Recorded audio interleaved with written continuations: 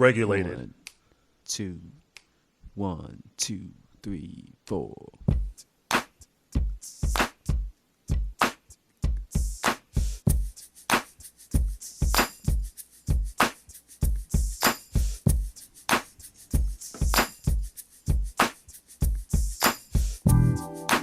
This podcast focuses on regulatory and corporate developments in highly regulated spaces.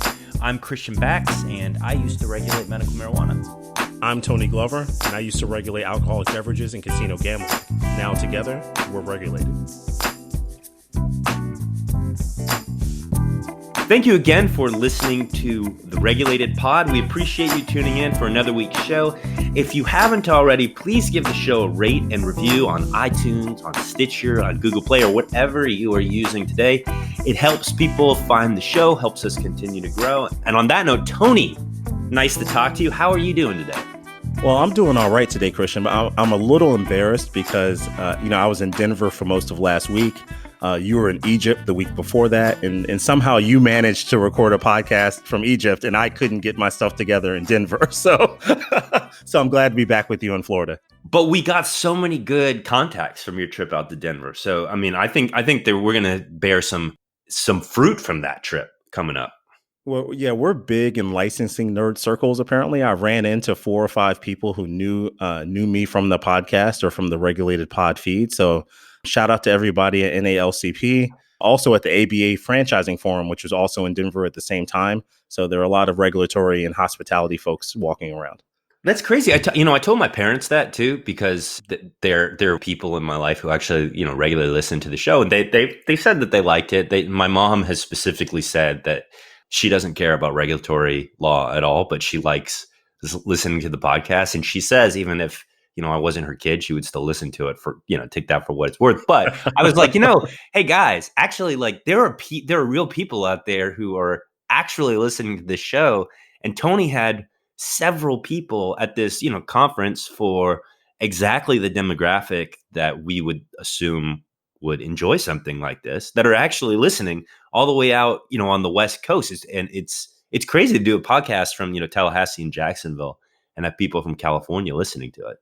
Looking at the site traffic data, I think we're huge in LA.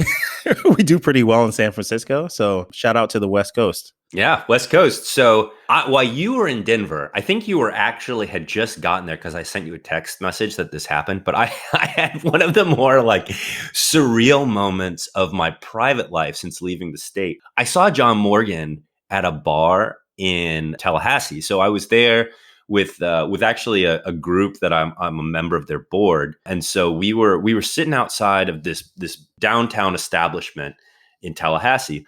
And I get up and I go inside to use the facilities. And as I'm coming back out, I see another guy from the marijuana industry. He's completely on the private side. And we make eye contact. And it's always, interesting seeing people who you regulated, and now, they're your peer out in the private sector. They're also hustling and moving and shaking in the Florida cannabis market.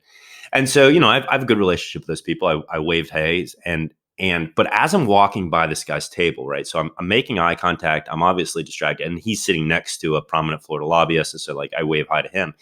And so I don't notice the third person at that table who has his back to me. And as I'm walking by, this like spidey sense that there's something interesting about that person sitting at the table. And it's John Morgan. John Morgan, for the uninitiated, for those living in California, you've probably seen his commercials. He's the largest personal injury attorney in the country, and he is the financial backer for Amendment 2, which became the constitutional amendment that dramatically expanded medical marijuana in the state. He also calls himself, he's known as the pot daddy in Florida. He's a very prominent figure in medical marijuana. And he was no fan of mine while I was the director of the OMMU, to put it lightly. And so he goes whole hog on Twitter sometimes, and he came after me a couple times, but we never met in person before.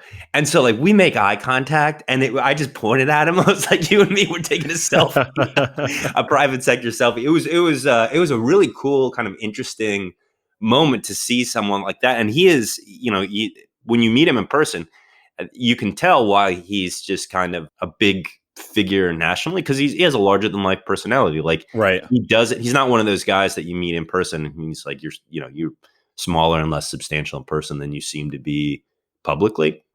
So it was cool. Enjoyed that. I that selfie that I took with him is probably like it's the single funniest picture I think I've taken as an adult. Just the irony in it. First off, that selfie, if you think that's not going into the show notes, you're crazy. And I also would love to see that selfie as a Renaissance photo because there's so many people stuffed into the shot. I actually tweeted it like nobody cared, and that was actually at dinner with a group of people who are also in the industry, and I was like, I wanted to tweet this out because I thought it was it was just a funny concept of me and John Morgan taking a selfie. And like they were like, "Oh man, it's gonna be a big deal." Nobody gave a crap one way or the other. But see, this is why people don't like Tallahassee. This is the type of deep state insider stories I expect to hear. Well, this is the thing though. Is like you're listening to the podcast, probably partly for regulatory law, but to sit through half an hour to an hour of deep analysis on regulatory law, you have to ultimately enjoy who the people who the conduits who are telling the story. And so I'm sharing this with the listeners. Obviously, it's a little bit in the weeds, but for me personally, it was a very interesting. It was a moment. It was like one of those moments. Every year you have 5 to 10 things when you look back on there, like that was something that was kind of cool or significant or hilarious that happened, and that was probably all three for me. It was great. And maybe we do put that in the show notes if anybody cares. Speaking of medical marijuana and marijuana in general, we have a very interesting topic today. It's something I've been studying very closely over the past few weeks because my view candidly has completely changed as far as recreational marijuana in Florida. And I don't mean whether or not I support it or don't support it. It's whether or not I think is a realistic possibility. And the more I'm studying it, the more I followed this, I think that this is something that's very real. I think that there's a very strong possibility that Florida does something with recreational marijuana in 2020. If you'd asked me a year ago, even 6 months ago, I would have poo-pooed the idea. But things are changing. And I wanted to take the opportunity before we get into session and before I think this blows up a little bit more as we get closer to a February deadline that we'll talk about later, to break down. There are 3 amendments. There are 3 groups that are pushing recreational marijuana ballot initiatives. And I wanted to do a deep dive into each of them and talk about some of the dynamics, some of the people involved with those groups, and lay the groundwork and lay a basis of knowledge for anyone who's listening to the show who just kind of wants to get brought up to speed on the recreational amendments that are pushing to get on the Florida ballot, so that later down the road, we can reference this as a primer, but we can get more specific into some of the issues, because I think some of the amendments have a much stronger possibility of getting through than some of the others. Right. And we won't talk about them again after this show. And I do want to, just a quick side note, if anybody's listening to this who is a political consultant working on one of these campaigns or is close to a political consultant working on one of these campaigns, my email address is tony@gloverlaw.net.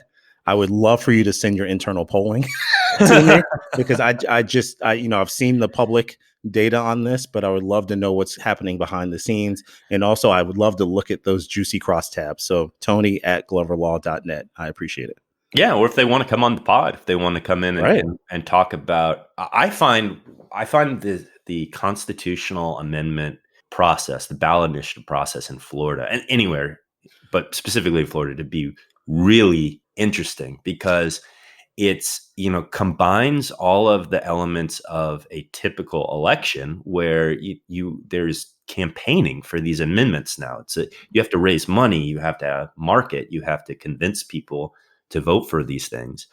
And then there's the legal side, there's the regulatory side. In this case, there's the PR element of pushing your own initiative. And ultimately, because some of these things directly conflict with each other, making your case about why your initiative is stronger or is better for Florida than another initiative. Well, I think the Florida's constitutional amendment process is fascinating, and some listeners will know I was substantially involved with the CRC process last time around with Amendment 13, which phases out commercial dog racing. So this is a different context, but the process is so interesting, and taking the issue to the voters is a real opportunity for people looking to make change. Yeah, so there's been significant movement in the effort to legalize adult use cannabis via a constitutional referendum in 2020 in Florida. Advocates attempting to put a citizen-led constitutional amendment on the 2020 ballot, they have to collect 766,000 signatures from voters. That has to represent at least 14 of 27 congressional districts in Florida. So the requirement is half, and since there's an odd number, it's 14 of the 27, and that deadline is in February of 2020. So it's coming up pretty quick. And if you're in Florida, you know this. If you're outside of Florida, ballot initiatives need 60% favorable votes in order to pass. So you got to pass by 60% plus, which is a pretty high threshold, or at least it used to be.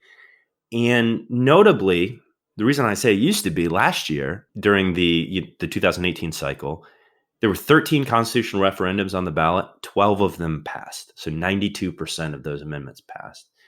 And so now... Wait. Hold on. Are you saying that my work on Amendment 13 wasn't impressive?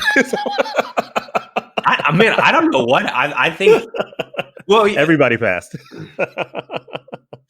It's still, and we're going to get into this, it's an extremely resource-intensive process, and it's a complicated political process. And I think one of the reasons why in 2018 you had 12 of the 13 pass, where if you go back and you look at, say, 2012, I don't know what happened in 2012. So in 2012, you had a litany of constitutional ballot initiatives that were also up for vote for Florida citizens, and they got crushed. So something, I don't know if it was the dynamic of, I know 2012 was kind of the apex of the Tea Party movement, which was very anti big government, and constitutional ballot initiatives are typically perceived by libertarians as kind of an affront to the democratic process of building big government directly into a constitution. So you have a political constituency that will just automatically vote no on any constitutional amendment. But I don't think that's it, because it was such a groundswell of people who were voting against amendments. So many of those constitutional amendments died, versus 2018, where they almost all passed. So something happened there. But suffice it to say, there's definitely momentum going into 2020 of these guys who are trying to get something on the ballot, thinking that, okay, we get it there. Floridians are receptive, so they'll give it a shot. And the question at this point is, which of those are going to actually make the cut? And then once they're actually there, do they survive some of the machinations? Like, one of the amendments right now is being challenged being opposed by the Florida Attorney General for being vague. So we're gonna get into those elements for the rest of the show now. Yeah, and there are three primary groups attempting to pass adult use amendments right now. There's Floridians for Freedom. There's Regulate Florida, which is probably the best known of them, I think, and then Make It Legal Florida as well. But before we break down sort of the differences in those amendments, Christian, can you give us the 101 on how ballot measures work here? In Florida, the number of signatures required for a initiated constitutional amendment is equal to 8% of the votes cast in the preceding presidential election. So in Florida, that means 766,200 valid signatures are required to get a ballot initiative up for a vote by Florida voters. Florida also has a signature distribution requirement.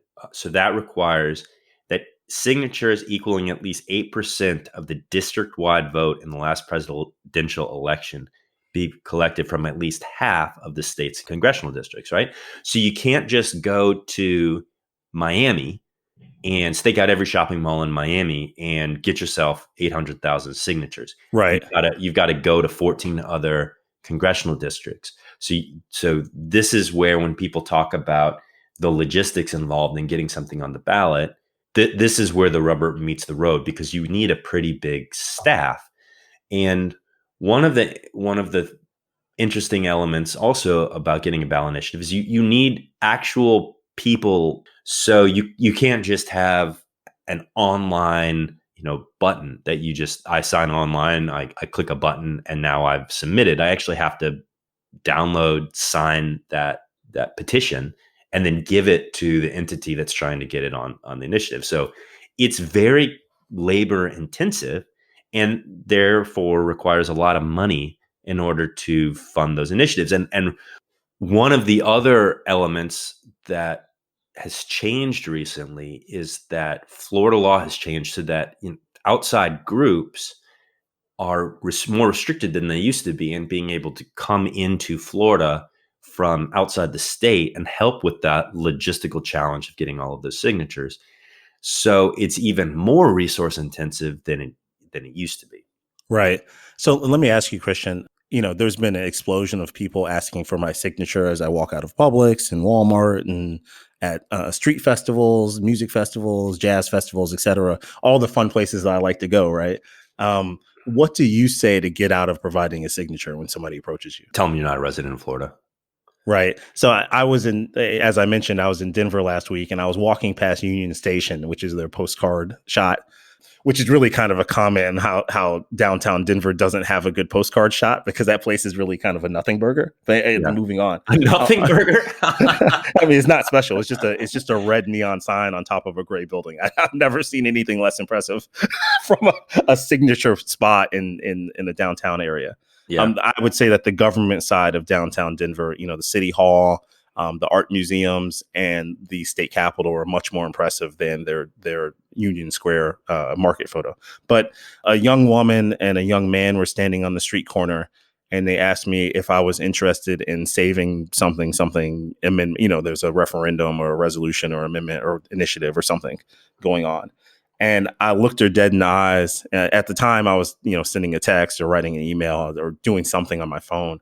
And I said, "I'm not here."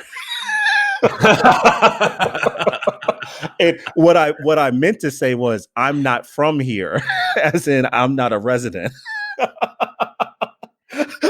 She looked at me and I looked at her, and I was just like, you know what? I'm just going to leave. So you're like Tom Cruise in Mission Impossible. Like, I don't exist. I'm not actually standing in front of you right now. There's no record of me being on the street corner. So. And I'm not about to create a record by signing your petition that would lock me into this place at this time. Yeah, that's really, if you ever want to get out of signing signature without a discussion or explaining why, you just tell them that you're not a resident of the state, and that means you're ineligible, so they shouldn't ask you to sign a petition anymore. And from my experience, that works pretty well. So, Tony, I hate to break this to you, but I think that prevalence is going to only increase over the next few months, because the deadline for submitting signatures is February 1st of 2020, which means there's going to be a pretty hard push, because each of these entities that are going to be pushing ballot initiatives, and keep in mind, there's not just these three for marijuana. There are a litany of other issues that are trying to get on the ballot. John Morgan's other passion, which has recently become increasing the minimum wage, that he is pushing as hard for that as he was for medical marijuana. And so I would anticipate you see people from that organization pushing that amendment also at your Publixes or at your Walmarts or at your shopping malls.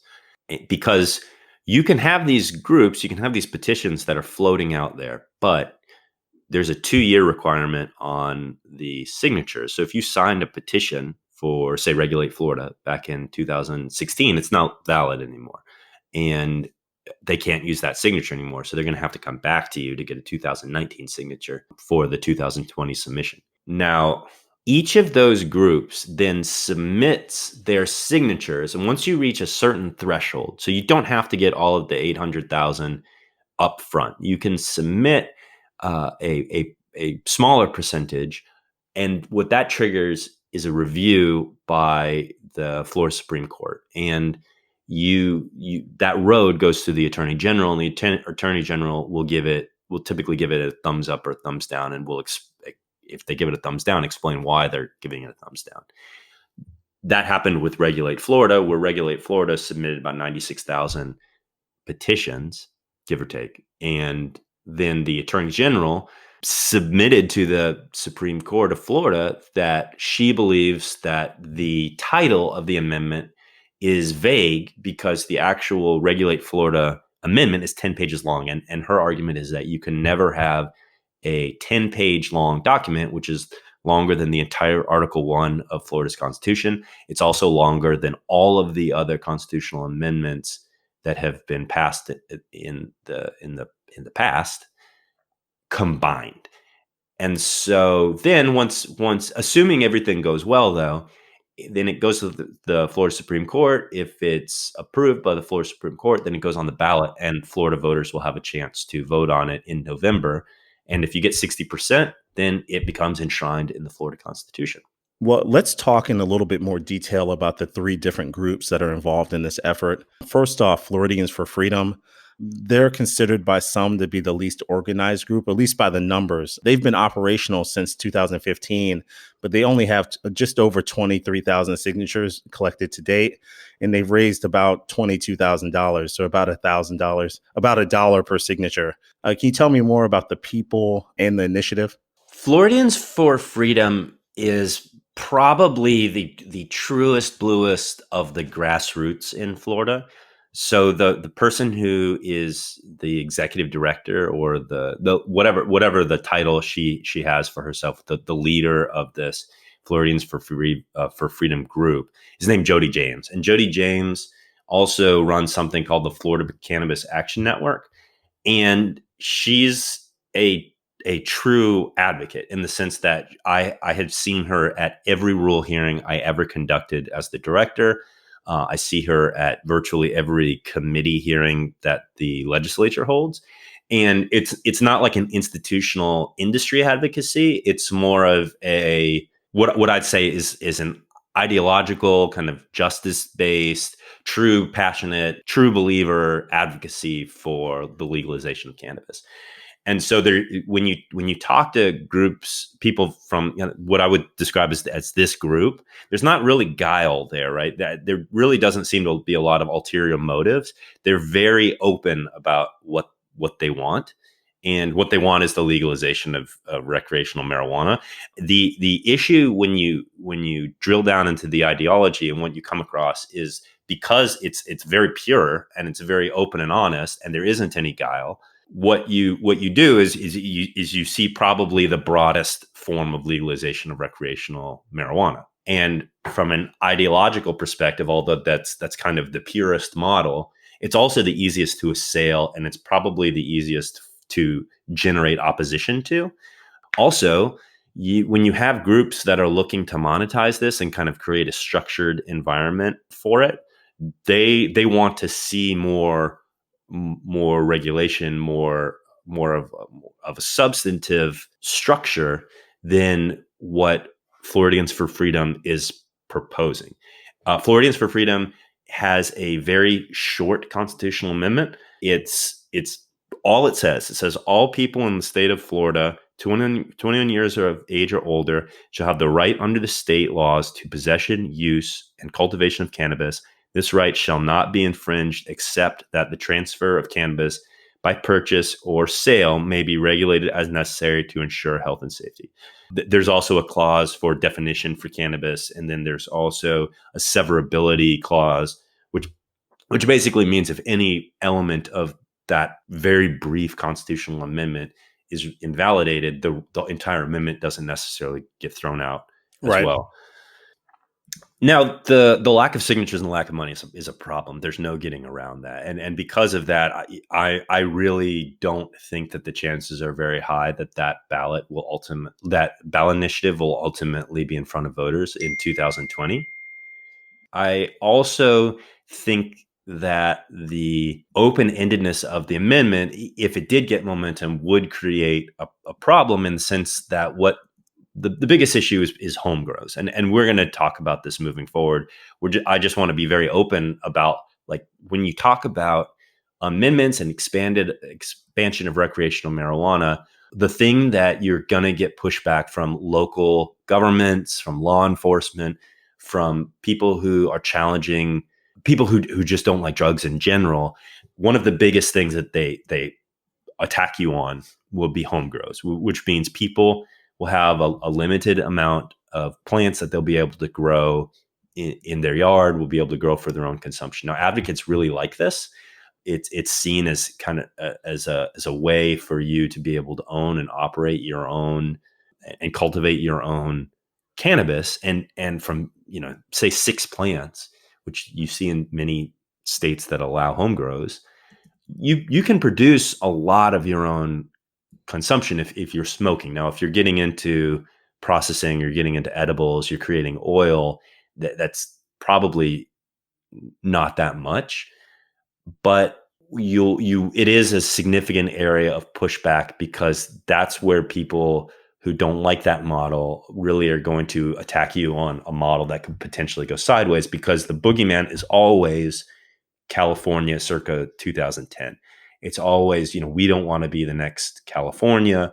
And they what they mean, the straw man that they're using when they use California, is it's basically a stand-in for an unregulated, chaotic model where anything goes. Now, I think it's kind of a moot point, right? Because while I certainly admire the passion of Jody James, or also, no one can question the passion of Kathy Jordan and Bob Jordan, her husband. Kathy Jordan is a Floridian woman who has ALS. She has survived with ALS for a very long time, and she credits her use of cannabis with prolonging her life, despite having pretty severe symptoms from ALS. And so when you see the board, the people who are behind this, you can't question how intensely they care about this cause. But I just don't see the fundamentals behind the resources and the signatures happening, especially with 2 competing constitutional amendments. And because of that, I really don't. I think some of these issues about home grow and the open-endedness of the amendment, the open-endedness of the amendment, are kind of moot points. But that does lead us into our next amendment, which has a similar issue with home grows, and that's Regulate Florida. Well, Regulate Florida, which is also known as Sensible Florida, launched back in March of 2016. They failed to gain sufficient signatures to put a recreational initiative on the ballot during the last cycle, but this time around, they've already submitted over 91,000 signatures. That's pretty substantial. So they've already surpassed the threshold to be reviewed by the Florida Supreme Court. Right. Regulate Florida definitely has a legitimate chance of getting on the ballot in 2020. So period, end of sentence. They have momentum, and they have, they've passed this first threshold. And so I think they're in a much better place than they were when they failed to get the signatures to get on the ballot. Now, that said, they have some issues. Specifically, just let's talk about the issue with Ashley Moody, who's Florida's Attorney General. So Ashley Moody is challenging the Regulate Florida initiative, and this was widely reported a couple months ago. And Moody has clarified that she is opposing the amendment because it was overly long and would be confusing to voters. So specifically what that means is that every Florida ballot initiative has a title. And so when these voters are voting on up or down on whether or not these constitutional amendments pass, the title and the explanation given to voters needs to fully encapsulate what they're voting on. And so you can't have amendments where the title and the explanation are vague, and that Florida voters are voting for one thing that they believe they're voting for, but they're really voting for something else. And Ashley Moody supports her argument by saying that there's no way 10 pages of law can be summarized clearly in 75 words or less and would adequately convey to the voters what exactly they will be voting on. And as we mentioned, Regulate Florida's ballot initiative, that the meat of it is very long. It reads like a statute in the sense that it gets very detailed about what a adult use framework would look like, as opposed to the Floridians for Freedom initiative, which is like 4 sentences. Right. Well, look, you're kind of a damned if you do, damned if you don't situation, right? And shout out to Amendment 4 because if you have any ambiguity in your amendment, or you have a great deal of brevity in your amendment, you lend yourself to either the legislature taking the ball and making changes that some supporters may think are consistent or may think are inconsistent with the purpose of the initiative, or you leave yourself open to legal challenges on the back end. So if you want to, if the purpose of seeking a constitutional amendment is to do a thing, I think the folks at Regulate Florida have been very clear of what that thing is, and they've laid it out in 10 pages of excruciating detail. Right. And to put it in context, I could certainly understand where they're coming from, because the leader of this initiative is a man named Michael Minardi. He's a Florida attorney. He's a very outspoken proponent of recreational marijuana. He's very active in this space, especially down in South Florida. So that said, Michael Minardi has been very open about his disdain for how the Florida legislature has implemented Amendment 2 in Florida's medical marijuana program. And so there's no love lost between the position of Regulate Florida and the Florida legislature. And so it seems very clear that they do not want the Florida legislature, or for that matter, the Department of Business and Professional Regulations, to have much, if any, flexibility on how to implement this section, which creates some interesting issues, right? And so I want to talk about some stuff in the weeds, but I want to really emphasize the point that Ashley Moody made, right? It really is going to come down a very important question, and I think will have an impact long term, is how comprehensive a constitutional amendment can be given the restriction of the 75-word summary. So, if I may, I'd like to read a couple of the provisions from the amendment, and listeners, you can judge for yourself. So keep in mind that the amendment's authors are restricted to 75 words, and the 75 words are supposed to clearly convey to the voter what they are voting for. But I want to just show you how into the weeds, so to speak, this amendment gets. So, for example, quote, any license issued to a business entity shall only be issued to a business entity of which all directors of a corporate applicant, members of a limited liability applicant, partners of a partnership applicant, or joint ventures of a joint venture applicant are of good moral character, are not less than 21 years of age, and at least 75% thereof resided in the United States for the preceding 5 years and have been a U.S. citizen for the preceding 5 years, or have established lawful residence in the United States for preceding 5 years as evidenced by a green card and have resided in the United States for preceding 5 years, right? So that's about business structure. Right. There's a lot there. So now they define cannabis plant. So cannabis plant means a plant including but not limited to a seedling or cutting. To determine if a piece or part of a cannabis plant severed from the cannabis plant is itself a cannabis plant, the severed piece or part must have some readily observable evidence of root formation, such as root hairs. Callus tissue is not readily observable evidence of root formation.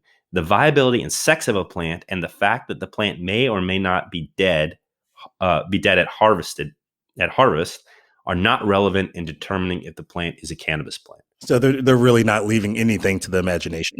No. And so I was going to read this. I'm not going to, but subsection E7 is, I'm not going to read it because I think it's bad radio, but it is an extremely lengthy paragraph explaining what happens if the department, it explains what happens in the event that this amendment passes and then somebody submits an application for a license, a recreational license, and what the department doesn't do in 90 days.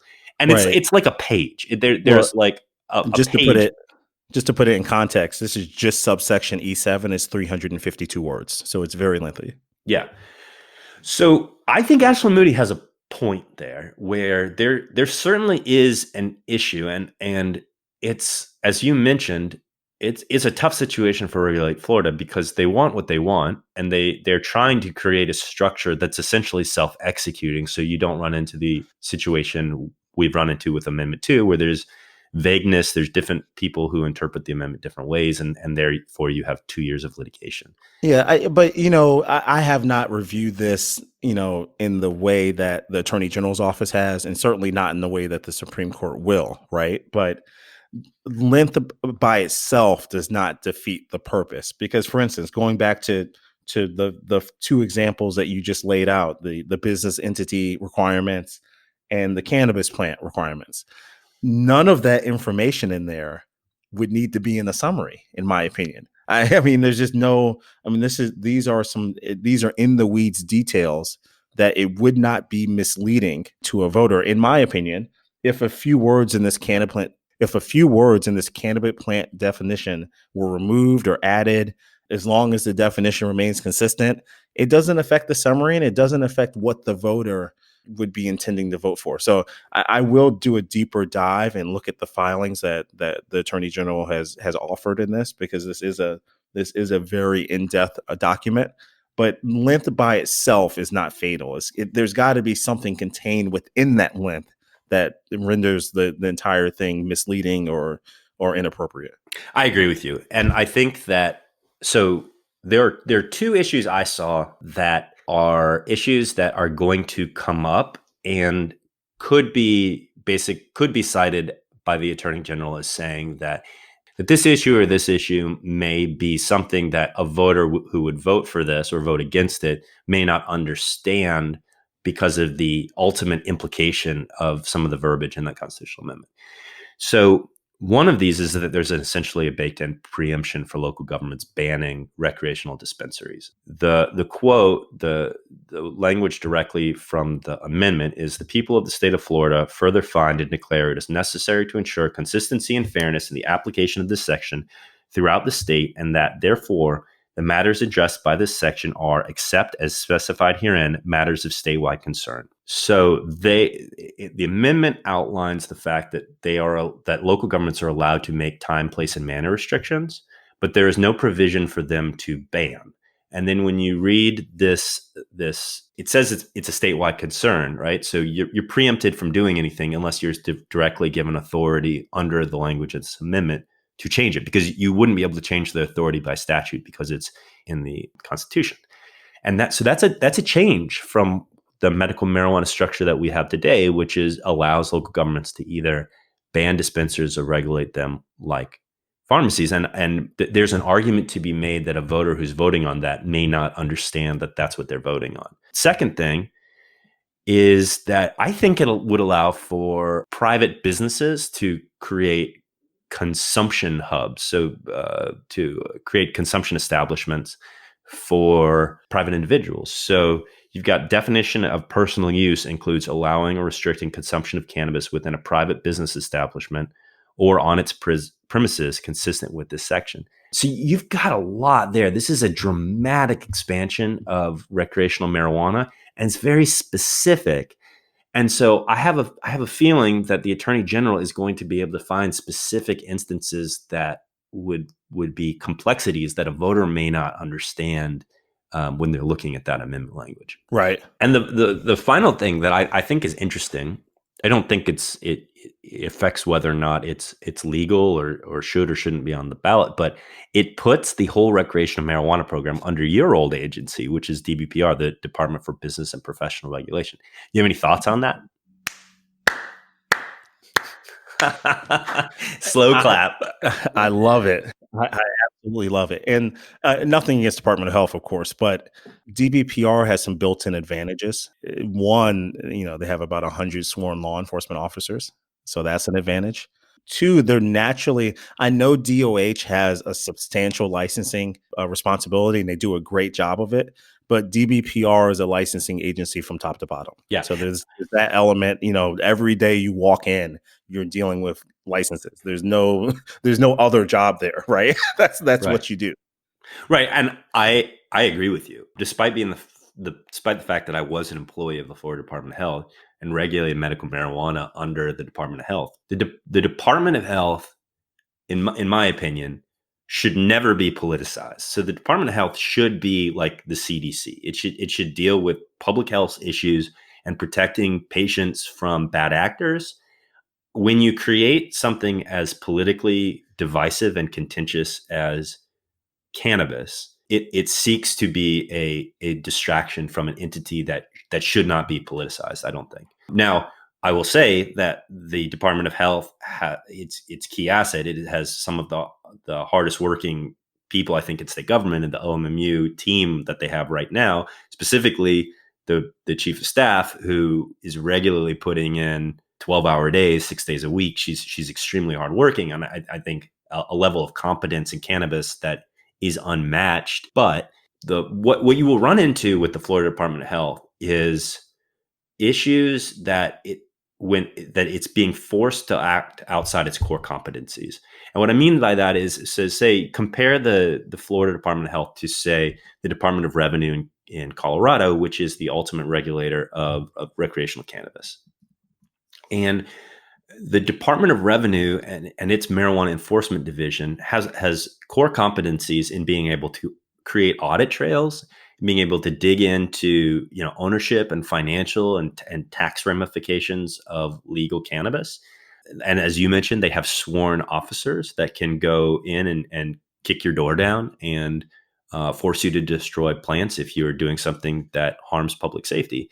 Whereas, and I will say that the agents at ABT are very polite. They usually, it's a very soft kick, a very polite kick. Yeah. It's a soft. But they are the men and women who knock, right? Like they are very well trained law enforcement officers. Yeah. Right. And so, I mean, this was something that I was joking about back when I was with the department with my colleagues at DBPR, who I would talk to, which is basically like, I would tell Philpott, just wait. He would give me the knowing nod at a Tallahassee establishment when we would see each other out in public, and be like, oh yeah, you got called in front of the Senate, you got in front of the House. Like it was a difficult conversation about marijuana implementation. And I would be like, well, it's coming your way, because that seems to have been the kind of insider understanding over the past few years, is that if and when cannabis is legalized in Florida, it would probably end up under DBPR because they regulate gambling and alcohol. And now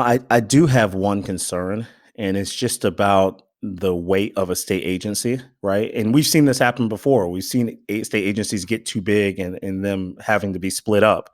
And in this case, DBPR is out of necessity. It's a siloed organization, right? Mm-hmm. The CPAs work in the CPA silo. The liquor licensing folks work in the liquor licensing silo.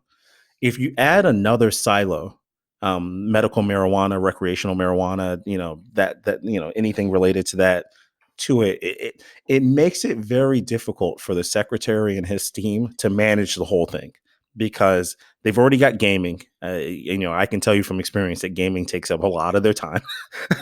They've already got alcohol, hotels and restaurants, real estate. I mean, those are very active industries in Florida that drive a lot of revenue, both state revenue and tourism dollars, et cetera, et cetera. So there's a lot of engagement, right? There's associations, there's attorneys, there's lobbyists, there's constituents. You add another one of those, and I haven't even gotten to the political hot button aspect of it, right? We talked in one of our earlier episodes about how our background is in issues that will get you fired, right? It's the type of work where you might be asked to resign because it's high profile. So you add another might get you fired subject to the secretary's portfolio, and it starts becoming a very unwieldy job. I don't think that there's going to be consternation if it goes to another entity. And I want to clarify too that the issues that I'm raising about the specificity and vagueness, I'm not trying to poo-poo the Regulate Florida initiative. Like, I think the amount of work that they've done is extremely impressive, and the progress that they made is very impressive, and the depth that they've gone to into their amendment, you can clearly see that they very clearly thought about what they're doing and the model that they want. Right. And so I'm genuinely interested as an attorney and someone who closely watches this space, where the Florida Supreme Court will come out on this specificity issue and this vagueness issue. And what will be really interesting, super, super interesting, is if this gets on the ballot, and then the next initiative that we're going to talk about also gets on the ballot. So the next structure, Make It Legal Florida, creates a system that's still under the Florida Department of Health that runs recreational adult use marijuana through medical marijuana treatment centers, which are regulated by the Department of Health. And so you would have directly conflicting constitutional amendments that would be on the ballot, and both of them could not happen simultaneously because they have mutually exclusive provisions. So that talk about a mess. If those two things both get on the ballot and both pass, there'd be a lot of constitutional lawyers in Florida that would be writing law review articles, probably making a lot of money. Right, right. All right, let's move on to Make It Legal Florida, which is probably the most well-oiled machine of the group. And it seems like it's the one with the highest likelihood of success. And it's funny that we're talking about, I mean, all three of these groups really have, I know we've made some comments about, ranking them from 1 to 3 kind of, but for all of these groups have really made some substantial progress already. I mean, you're talking about over 90,000 signatures for Regulate Florida, 23,000 signatures, Floridians for Freedom. And now you have Make It Legal Florida, which is at well over 100,000 signatures, despite only having been formed this year. They've been mailing petitions to pre-qualified voters to boost participation and support. And they've used a sophisticated approach to marketing. I understand that, they've placed some advertisements with FloridaPolitics.com, which is, of course, our favorite local blog. They've got an experienced team of Florida political consultants, and they're doing the thing that I love from my Amendment 13 days. We spent a lot of time thinking about earned media. Mm-hmm. I spent a lot of time with journalists last summer. I mean, just, on background, off the record, keeping them apprised, setting up things. There were conversations I had in January of 2018 that didn't pay off until July, trying to garner favorable coverage. So they've got coverage so far, of course, FloridaPolitics.com, but also the Miami Herald, the Orlando Sentinel, and the Tallahassee Democrat. Outside of the state, sort of nationally, industry periodicals like Leafly, High Times, and Marijuana Moment. By the way, if you're, again, dipping your toe into this subject, all those publications are great, but Marijuana Moment really does a great job of covering regulatory issues and also federal legislation like the Safe Banking Act. They tend to have very timely articles and updates on that. So I would recommend following them on Twitter or clicking onto their site. So they've raised over $2 million in donations. And part of that's because they've gotten buy-in from the industry, including from MedMen, which is a multi-state operator, and Certera, which also operates in multiple states. Right. You know what this reminds me of is when I was a kid and I read the comic book, the Death of Superman. That's where this gigantic kind of anti-Superman basically beats Superman to death, and so Superman dies, and his kind of spirit comes back. Is basically he's like resurrected, but there are these 4 different Supermen that all emerge, and now it creates this comic book series called The Reign of the Supermen. And there's like one Superman that's like a cyborg Superman, and there's one Superman that's like a little like a teenager, and then there's another guy who's like looks and sounds just like Superman, but like he has no feeling and is basically like a murderous jerk. And so like you look at these amendments and they're all kind of like pieces of what you would think of as like this is the model, like this is the ideal model. So there's all pros and cons, but they're all these different kind of shapes.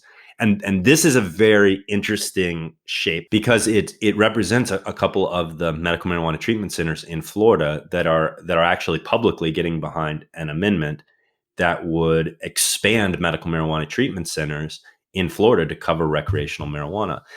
And so this is a shape of the amendment, and I think that it has a very, very good chance of getting on the ballot in 2020.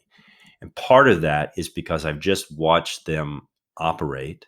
And I should be clear that I haven't talked to the people who are with any of these about this podcast. And but I do observe Florida politics, and when I'm observing the way that this is handled, this does seem to be a very glossy, sleek, well-run campaign. Anyone who follows these kinds of issues follows Peter Scorch and they follow Florida politics. And the fact that they're kind of out there pumping this initiative and talking about it and talking about how successful it is and the momentum it's getting, that has a way of kind of breathing something into life, which this initiative has needed, because it's by far the latest to the game of all of these guys. So they really didn't mobilize until fairly recently, and the fact that they have made as much progress as they have speaks to the professionalization of their team. And I'll tell you, and as someone who's been through this process, I'm interested in your thoughts. But the idea of basically taking those 100,000 ballots and with self-addressed envelopes and just sending them out to people who they already think are predisposed to signing that amendment, right? They're just putting these things in these guys' mailboxes, and it's simple as the postage has been paid. Just sign it, put it in an envelope, mail it back to us. And that seems to be kind of a core reason they've been as successful as they have so far. Yeah, that's very smart and sophisticated. And, the context by which I was involved in the constitutional amendment went through the Constitutional Revision Commission. So we didn't, Right. we basically had to get one signature, right? We didn't, we didn't have to go through this process, but that sounds extremely sophisticated and smart strategy. Yeah. And so the ballot initiative is the strictest of the three. And so it would require cannabis sales to occur within existing medical marijuana. I'm going to just call them MMTCs moving forward, because that's what Floridians call them. It would also restrict cannabis advertising. Specifically, that these MMTCs would not be able to create advertising that would target people under the age of 21. That is, print, TV, social media. And so really what that's talking about is, you can't appeal to kids.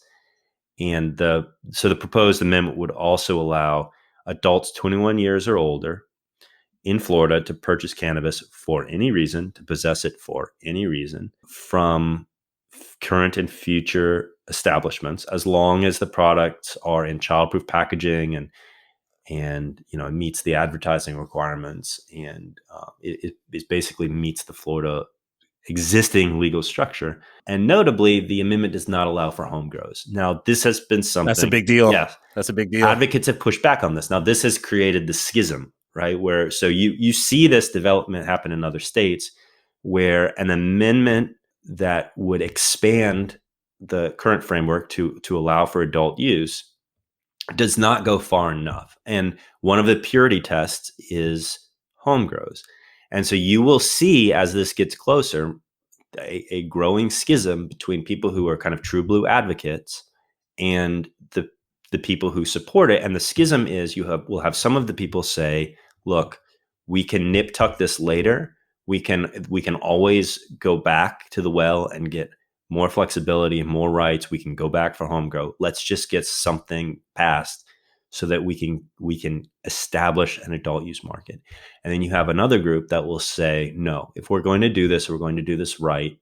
And I will not support an amendment, even though I support legal cannabis, I won't support an amendment that legalizes adult use without a home grow component. Yeah, I'm not passionate about home grow in any sense. Like, I'm not a botanist, right? I don't care. But I do, just from a social justice standpoint, I would hate to see a scenario where we have a broadly deregulated and decriminalized system, but somebody seeking to grow at their home, for personal consumption or a small batch, so to speak, could come into legal jeopardy. So, I mean, maybe that's something that doesn't need to be addressed to the constitutional amendment process. That's something that we can do through statute, right? Or that's something that local governments can take up at the city council or county commission level. But, from a social justice standpoint, I don't love the idea of having a get into jail free card with home grow, Right. Now, I mean, it's obviously not the ideal model, but I think that if Florida legalized adult use via a constitutional referendum, I think the jury nullification issue would just be insurmountable at the local level. Right. I don't think you would be able to get convictions for all but the most serious drug trafficking issues, where you're just moving bricks and bricks in like a U-Haul truck. I think basically it would be almost impossible to get a personal possession conviction in Florida. And you would either see a explicit criminal decriminalization, or you would see virtually every state attorney in Florida say we are just not going to prosecute possession charges anymore. Right. Well, I mean, frankly, and maybe this audio will get me kicked off of any jury pool, right? But under those By the way, contexts, you know how we told you how do you get out of signatures? I would say the best way to get out of a jury pool, jury selection, is to create a podcast opining on the constitutional rights of people who are trying to use recreational marijuana. So I think that we have successfully eliminated ourselves right. from the jury pool. Well, In now perpetuity. I'm pleased to announce our spinoff podcast on civil litigation and criminal litigation. So we just have a blanket. How about just a jury selection? How about on how to convince a jury once you're already inside of it? Welcome to Vor or Die. Yeah. So touching on the model of this ballot initiative a little bit more, it would be housed under the Florida Department of Health. And one of the important elements of including that within the Constitution is that's permanent. You can't change that unless you change the Constitution. And so that's something that, when you listen to medical marijuana in the state, there's a lot of talk about moving, pieces of medical marijuana regulation under other agencies, or potentially moving the entire program under other agencies. For whatever reason, people have different reasons for proposing that, whether or not they don't like the Department of Health. They particularly like, the agency head of another agency. Whatever the reason is, you're not going to do it. That's just not going to happen, because medical marijuana is explicitly purview over medical marijuana is explicitly given to the Florida Department of Health in the Florida Constitution.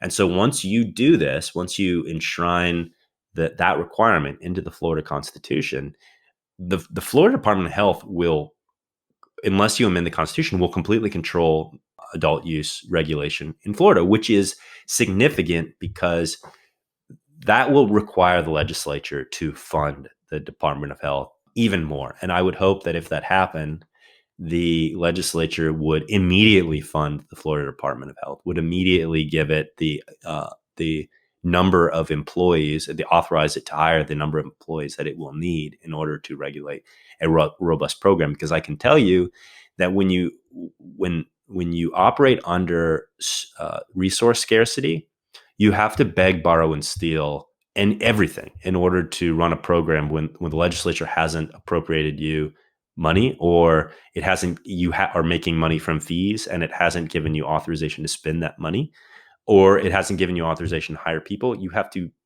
basically, the department has to shift existing resources, and the Department of Health is already, they are running as efficient a program as they can given their levels of funding.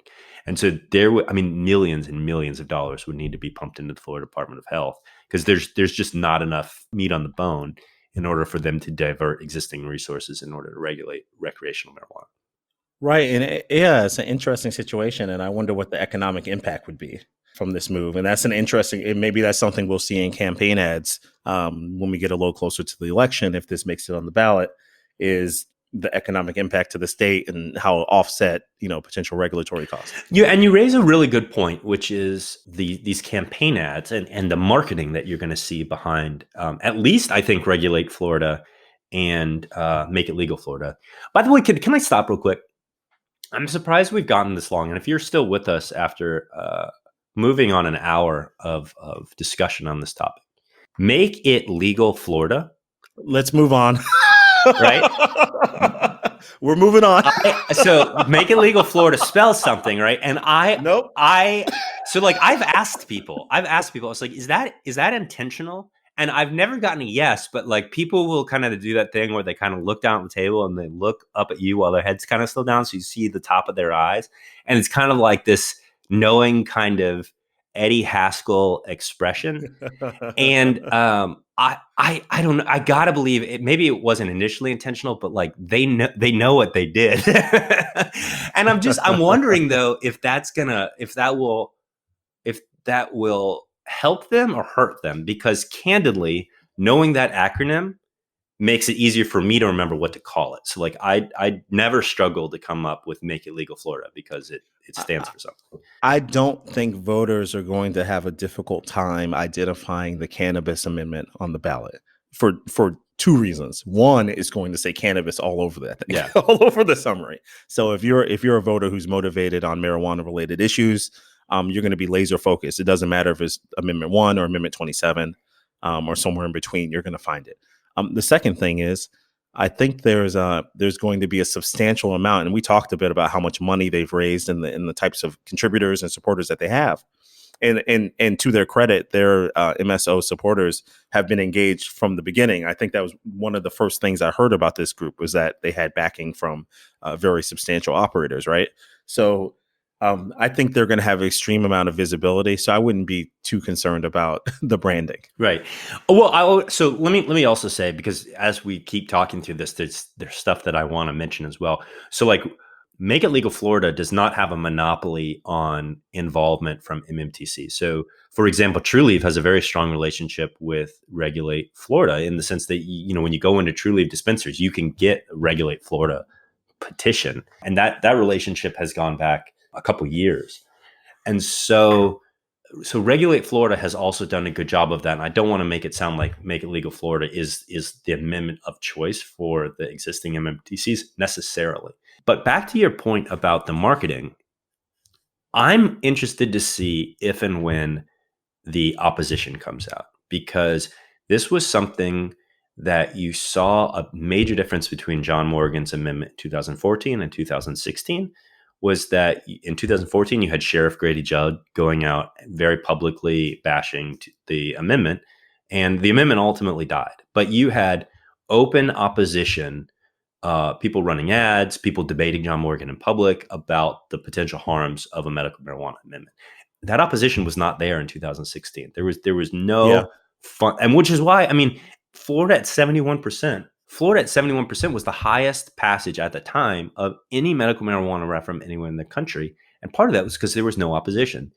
So look, I'm not particularly worried about the opposition, because I just don't see what shape it takes, right? I mean, you mentioned it, Grady Judd. So you got a sheriff who loves the camp.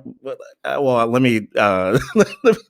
I'll move on from Sheriff Judd, but you've got a sheriff who opposes a lot of things, let's say, who was out there being very prominent. But in terms of a constituency on the anti side, you may have some grumpy folks that are not quite in 2019 that oppose it, and you certainly have plenty of voters and people that may think it's bad policy. You know, genuinely, they think it's bad policy and oppose it on that. On those grounds. It's certainly not going to get 100% of the vote, right? It's going to be somewhere around 60, 50 to 70%, right? But I don't see where the money comes for the opposition, because I don't think you're going to see, we talked about the earned media strategy. This type of progressive, and I don't mean in a political sense, I just mean in terms of progress, this types of progressive policy isn't the sort of thing that's going to offend the editorial boards at the Orlando Sentinel and the Sun Sentinel, et cetera. So you're not going to see a lot of negative editorial board statements on the subject. So what you're left with are a couple grumpy sheriffs from counties that nobody cares about. Mm-hmm. And I'm not identifying any of those counties. I'm just saying, okay, the counties that you don't care about, those sheriffs are going to be opposed to it. But luckily for the rest of us, those counties don't have enough population to matter. Well, there are opposing groups to what I would say is marijuana commercialization. So specifically, SAM, so Smart Approaches to Marijuana, is a pretty well-known advocacy group that is pushing back on legalization of adult use marijuana.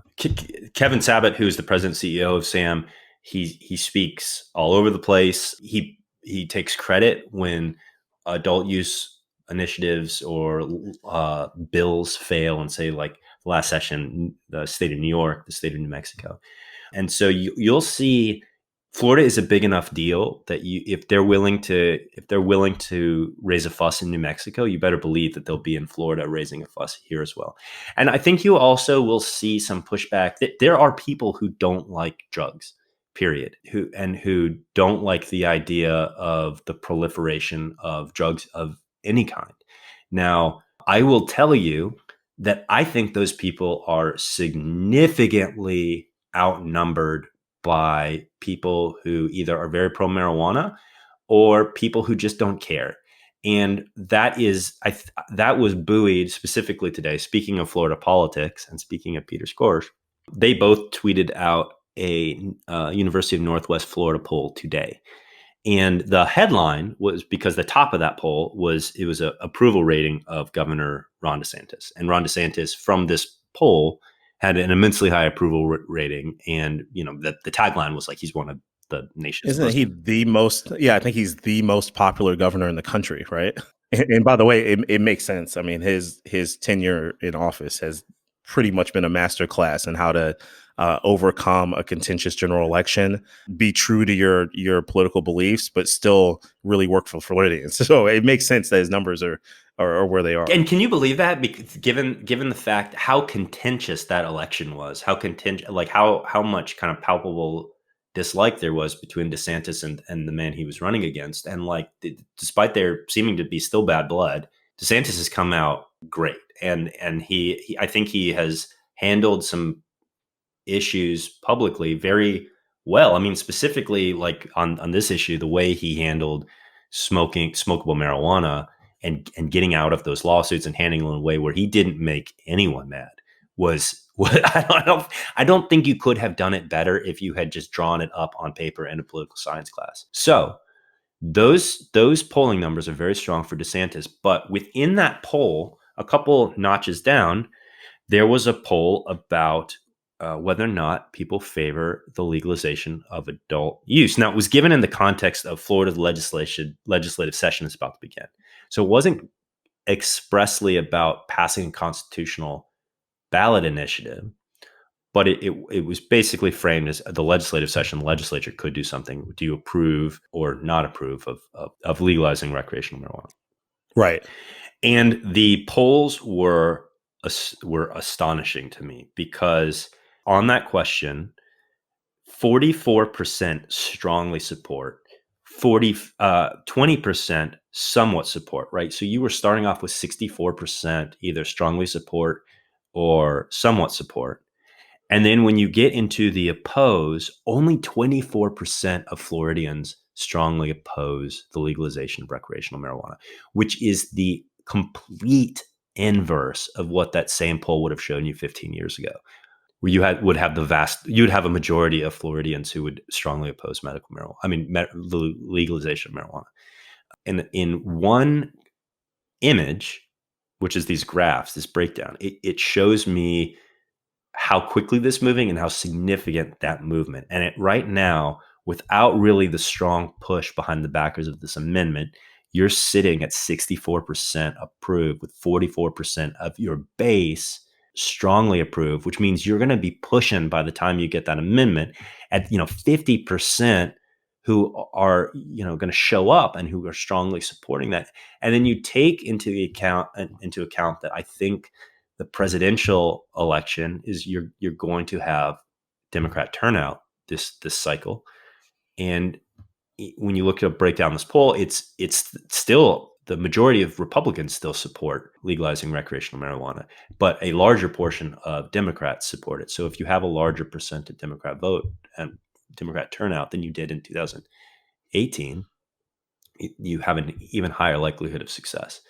So I want to circle back to something. Yeah. Your numbers analysis reminded me of another point. Again, if you're working on one of these efforts or consulting for one, and you would like to confidentially send me the polling data, regulatedpod@gmail.com is also active, and we will protect your identity. But I would love to see it. And, to the extent you want to share some portion of it, we're happy to share it here. To the extent you want to conceal it just for our edification, we'll keep it between us. But I do want to see what the private numbers are. Yeah. And Christian, if you're holding out on me, please, let's talk after the podcast. If you've got these numbers, let me know something. So you put all these things together, Tony. And I want to go ahead and put a period at the end of the sentence, because we do have a podcast, we do have a forum, and I think that it's our show, and I'm going to just go ahead and call it now. I think Make It Legal Florida passes, and I think we see recreational marijuana pass in 2020 in Florida. I agree with you. I think they've got the most momentum. I think they've got the strongest foundation. I think the involvement, the substantial involvement of industry players really means a lot. But, circling back to the home grow aspect of this, there's going to be people, let's presume that this passes consistent with our prediction. How do we deal with the home grow issue? Is that something where we're just gonna have to deal with jury nullification? Do you think police departments and local authorities stand down voluntarily? Or is this something where the legislature maybe comes in 3 or 4 years down the road and passes some small fix that allows home grow? What do you think? Yeah, I think that the legislative action is definitely possible. I also think you could very well see a second wave of constitutional referendums coming through the next cycle. The story of legalization of cannabis is a story of gradual changes in public opinion. And so when I first started regulating cannabis, I did a lot of research on that tipping point where a state moves from medical in order to recreational. And from what I saw, typically, you look at a lot of states, and at least back in 2015, there was this tipping point of between 1.5 and 3% of the state's population. Once you saw that figure become medical marijuana patients, the medical marijuana programs didn't really grow much bigger than that, with a couple outliers, like Michigan was an outlier, without recreational marijuana happening. And my theory on that was always that once you get it's not really about the 1.5 to 3% of the population. It's about their cousins, their family, their coworkers. Like once those people are medical marijuana users, there's a normalization that comes with that. There's a comfortability that comes with that. And that's one of the reasons why there are proponents of a gradual change, because it's like the frog in the pot. You turn up the heat, Right. And the frog stays in the pot. If you just put it straight in the boiling water, it's going to freak out and get out of the pot as quickly as it can. Once you legalize adult use cannabis, right, the legislators are elected by voters. Voters vote on constitutional referendums. These voters are real people with real life experience, and people learn that they will form their own opinions as if adult use is passed. And a lot of states who have moved forward with adult use have allowed home grows, and it's because there's a desire from the voters to have it.